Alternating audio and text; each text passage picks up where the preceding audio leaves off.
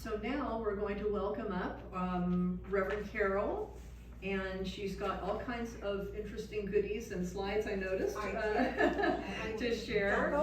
And the name of her talk is Preparing for the Advent Season, and we have the book. So when everybody should have gotten an Advent book. And if you didn't, for any reason, Jeanette here will give you one. These are so wonderful. Again, more publications from Unity Worldwide headquarters are so powerful. So, Reverend Karol, come on up. Here she comes. I move my stuff away.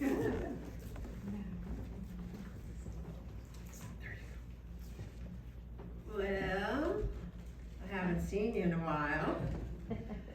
Since the big day, since the election. Remember my talk before the election? Just like I told you all before the election, we knew that it would be hard for some. And I spent my last week at Unity Village healing from that. So I could come here today before you and offer some kind of collective healing. I'm almost there, but I'm here. So I just want to invite us to remember what is taught here at this spiritual center. What is taught at Unity at the West Side? We teach conscious neutrality here. Very consciously going to a neutral place in our minds and deciding to be more interested than having an angry feeling or a happy feeling, just being interested. We teach kindness here. We teach listening to each other here. We teach respecting others and respecting and celebrating our differences. In this spiritual community, we are brothers and sisters of the same universe.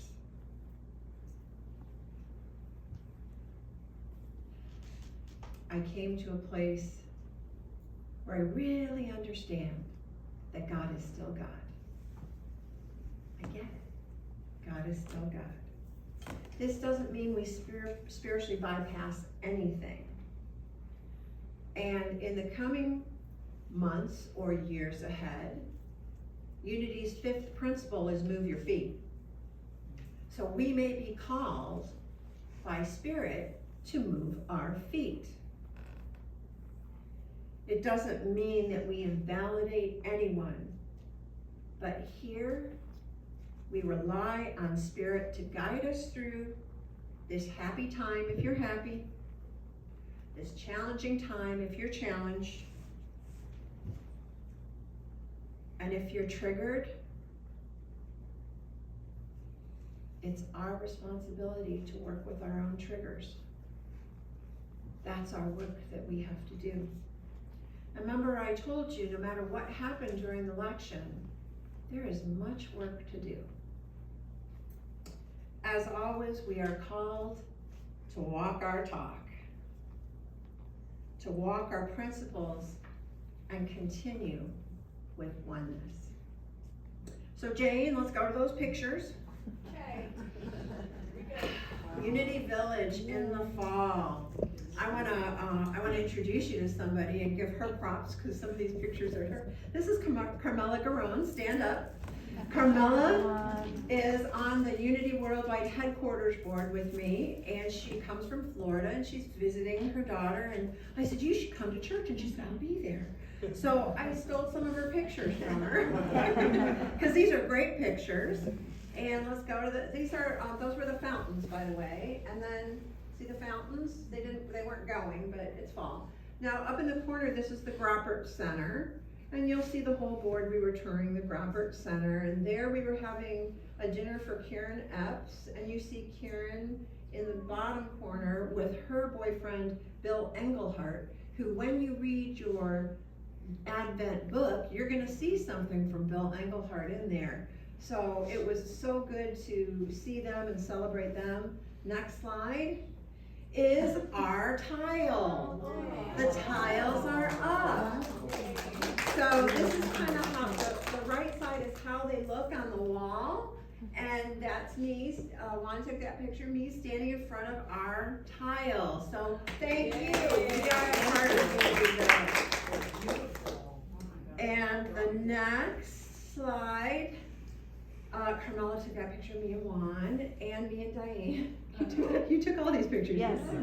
And this one, we had a luncheon with all the UWH staff, so they get together quarterly, and they do a lunch, and we go around and hang out with people and get to listen to people's stories, and it was so much fun. I think that's it, right? Is there another one? Nope, that's it. So those were my pictures from the village. I'm gonna take this off because it's really hot up here. It is, it's warm. It is. So I'm going to be leaving on Thursday. I know, I just got home. My dogs are so happy that I'm here, and I was like, they saw that the suitcases were still out. And so they had a little attitude about them the last 2 days, I gotta tell you. I'm gonna be leaving on Thursday night to go home to Detroit with my family to be with Thanksgiving. And I'm staying all the way until my birthday, which by the way is December 10th. Up here, covering here at Unity of the West Side will be Jane Leonard, Terry Miles, Reverend Ken, and when I come back, we are going to have a visit on December 15th from a traveling monk. His name is Scott, and he's gonna be here to do our service, which is mostly, it's not gonna look anything like this service. I'm here to tell you, it's not gonna look anything like this, but I'm down for it, you know?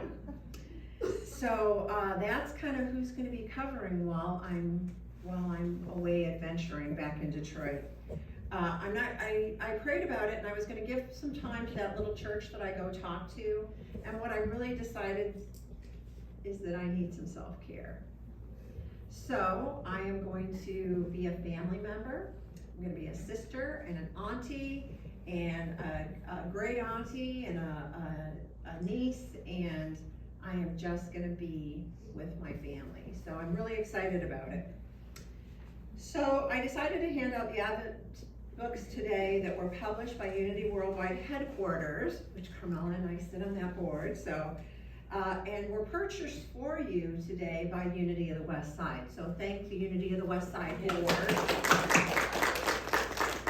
And I invite you all to join me in reading it daily starting December 1st. Now, December 1st, Cherry Miles is gonna be here. It's a Sunday, and you all can read the first daily part together. And then after that, we're on our own. And I'm gonna be away, but I'm gonna be doing this with you. For all that you choose to follow this daily and really kind of look at Advent as a wonderful spiritual season. And you can journal if you'd like to, because I'm gonna be journaling. So Sundays in December, we're gonna read the first one here, and then from then on, each Sunday, we're gonna read and we're gonna light an Advent candle. There are writings in this book from Bill Engelhardt, who used to speak here, known as Karen's Guy. Melena Dawn, who some of you might know from Southwest Conference. Vernell Nelson. Reverend Sandra Campbell from the Urban School wrote something in there, and our friend Juan Delorio.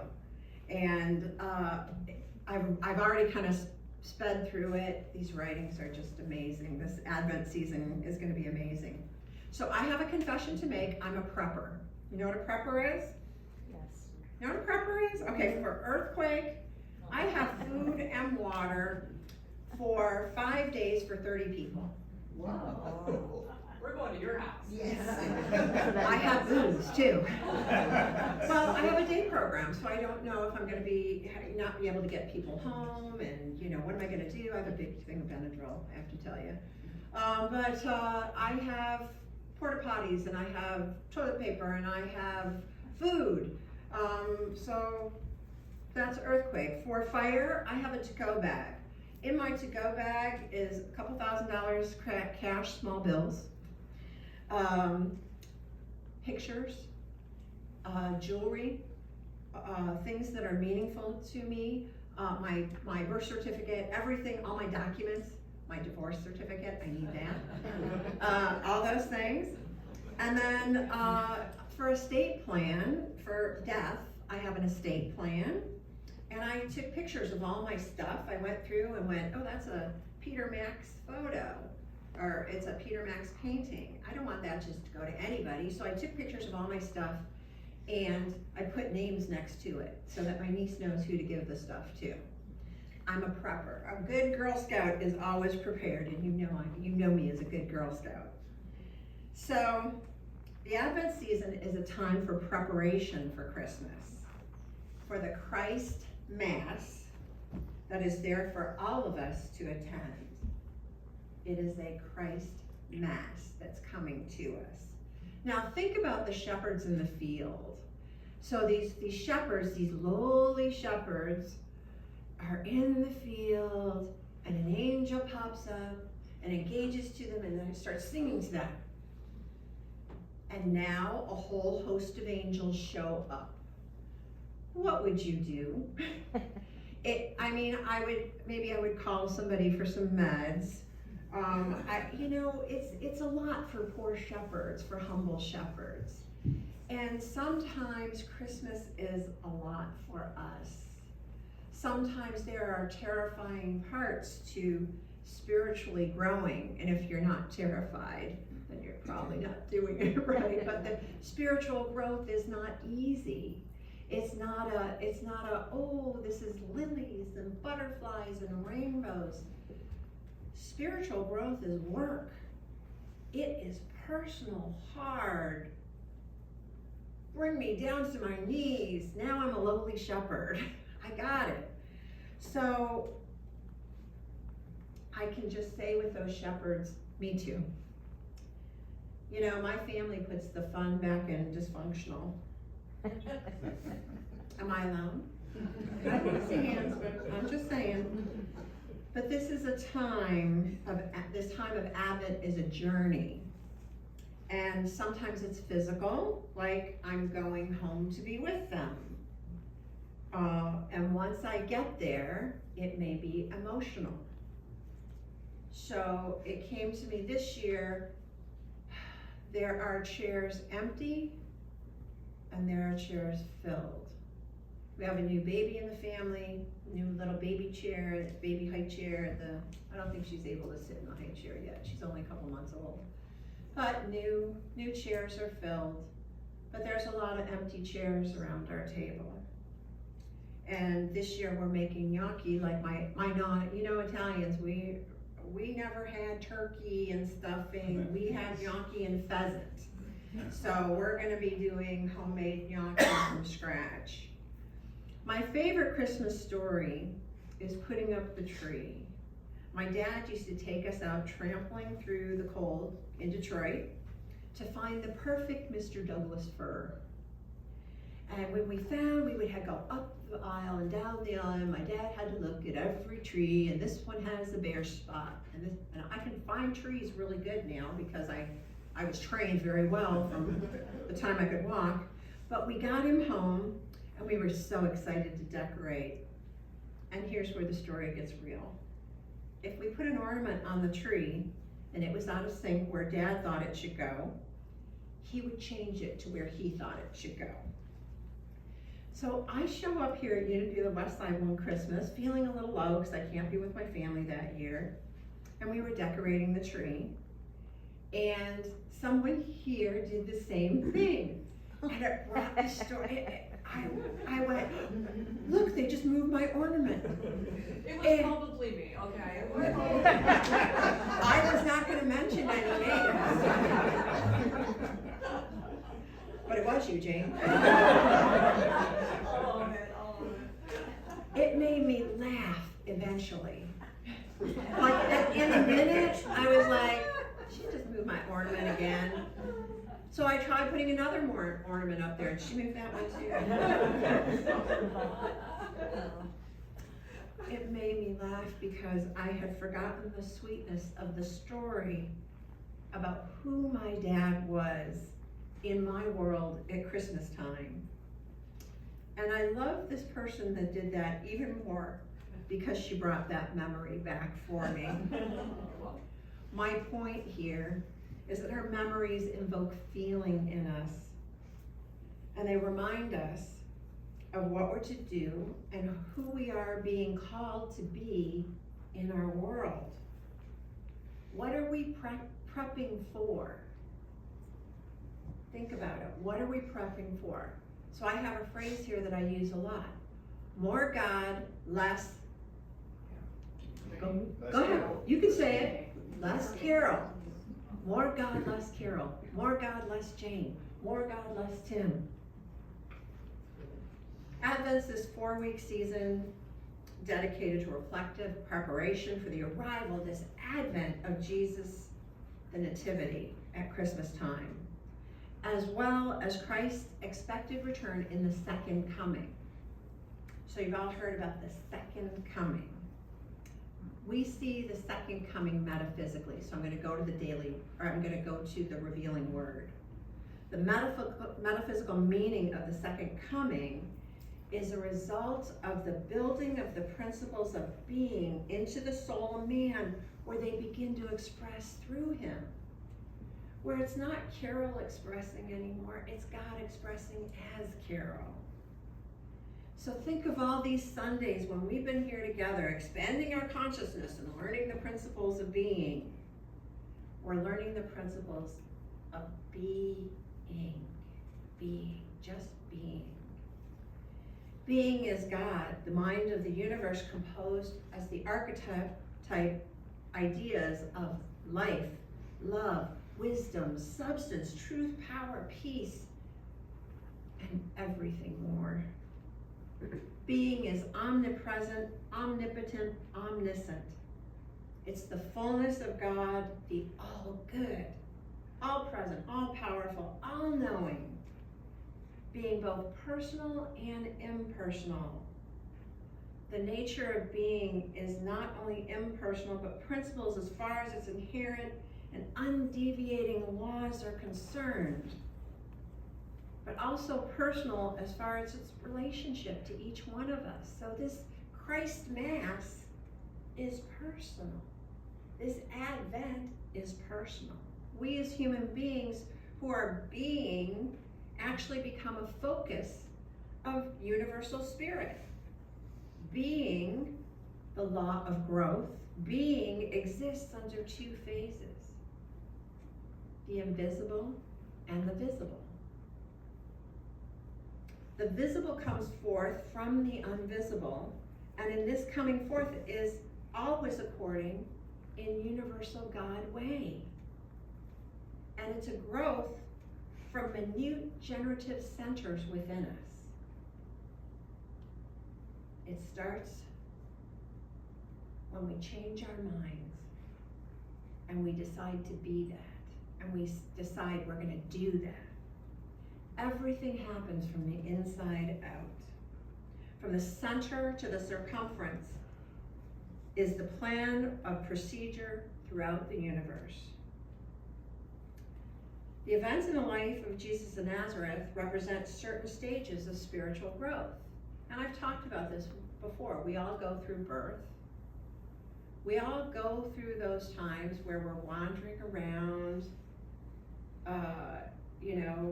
not knowing what we're doing. We've all had those times when we're in Gethsemane on our knees going, "Dear God, take this away from me." We've all had our crosses to bear. We've all been crucified once or twice, at least. And we all have risen and resurrected. That's what Jesus came to teach us. He was the incarnation of the Son of God and was a great example. He was the way shower, and he manifested the mind of God. Just like we're trying to. Only he did it better. If we're to attain our full sonship or daughtership, we must follow the example. The second coming is right upon us now. The Spirit of the Lord is here right now. You can change anything you want to right now. You don't have to wait for Advent to start You could look at the first page of Advent and go, you know what? I'm not waiting until December 1st. I'm gonna put that into action now. Ever since he gave his spiritual body and blood for us, for the race consciousness. Another word for race consciousness is to the benefit of the whole consciousness of all. That's what Charles Fillmore would have said instead of race consciousness. So when you hear that word, don't get crazy about it. During this important time in the church calendar, each week of Advent focuses on a different theme: hope, peace, joy, and love. Christians from many denominations and backgrounds celebrate Advent in different ways, but all focus on the anticipation and this waiting for this arrival of our own Christ consciousness to get bigger and better and more God, less Carol.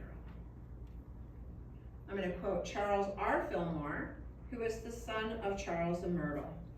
I am thinking of you as a man of God, or a woman of God, as a man of God as God has created him, stripped of all the inhibitions of modern civilization.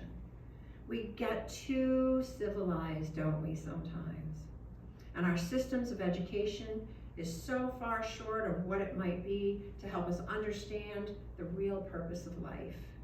We too are often reared in an atmosphere which makes us feel that we must command large sums of money and houses and lands, and that we must keep up with the folks around us, or a little ahead of them in a display of power and prosperity.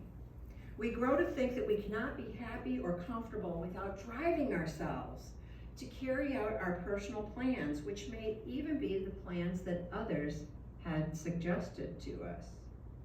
We choose a work, often with a view of making money, and because we've gotten into it, we feel we must hang on, whether the Father is really prompting us to do so or not. And without regard to his need of us in that particular field at the time, we become soft from inactivity or tense from strain. Spiritual awakening reveals these things to us, and we begin to see things in right relation. We become absorbed in getting the understanding of the true purpose of life. We decide to drop the foolish beliefs that have been handicapping us. We fit ourselves into the self-expression which really develops our character and puts us in touch with things that are vital to both us and our dear ones. We take up work which really needs to be done. We do the work in the very best way it can be done, without regards to the methods of others. We rely upon the wisdom of God within us and upon the resources of spirit. That is Charles R. Fillmore. Did he rock? Yeah. He kind of called it, where we all are, trying to keep up with the Joneses, trying to do things in the material world, whether spirit wants us to or not. When I come back on Christmas Eve, either in the afternoon or the evening, we're going to hold a prayer circle for welcoming this newer and deeper Christ consciousness within us. No pomp, no circumstance, just us and prayer. Maybe some meditation, kind of like those humble shepherds. Maybe a candle. But you get where I'm going with this? While I'm away, you guys can decide the time. I'm free from the afternoon to the evening. I have a party later on that evening, but we can come, we can get together. We can really talk about what this Advent has meant to us. I will have my journal there, so I will share and you can share with me. And we can all, I don't want to say solemnly, it's not solemnly, it's quietly. Quietly usher in this Christ Mass, this Christ Mass that's happening inside of us, and we can all share with each other. There might be a Christ candle, the same one that we light each week, that recognizes our oneness. When we observe the life and the message of Jesus, who became the Christ, it wasn't his last name, you know that, right? He became the Christ. He started off as just Jesus, just like I started off as just Carol. And then you become something. You spiritually work at yourself and you become something. And he was an amazing way shower, but he wasn't the only one. There were many way showers. But once we start to really look at him and listen to what he's telling us, we can see the qualities of love and devotion and courage and surrender at the center of his teachings and in his example. And we can embody these in our own lives, and that will be our prayer. So please join me in prepping for this wonderful celebration of spirit by reading and reflecting on this Advent season. It can be an amazing, transformative time, and I invite you all to join me. Thank you so much for letting me talk to you today.